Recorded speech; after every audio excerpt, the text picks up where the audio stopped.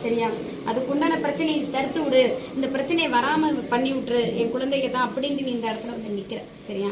அந்த பிரச்சனைக்கு உண்டானது 6 மாசத்துக்கு உண்டானது வந்தே தீருங்கிறத சொன்னேன். புரியுதா இல்லையா? அந்த வந்து தீர்றதுக்கு உண்டானது அது கொஞ்சம் ஒதுங்கி நின்னாலே இந்த பிரச்சனையும் வராது. புரியுதா இல்லையா? அது ஒதுங்கி நின்னாலே இந்த பிரச்சனையும் வராது.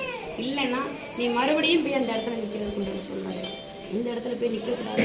அந்த இடத்துக்கு செஞ்ச வினைக்கும் இப்ப நடந்துகிட்டு இருக்கிறதுக்கும் உங்களுக்கு என்னென்ன செஞ்சு வச்சிருக்காங்கிற வினையையும் நான் அறுத்து விட்டுட்டேன்.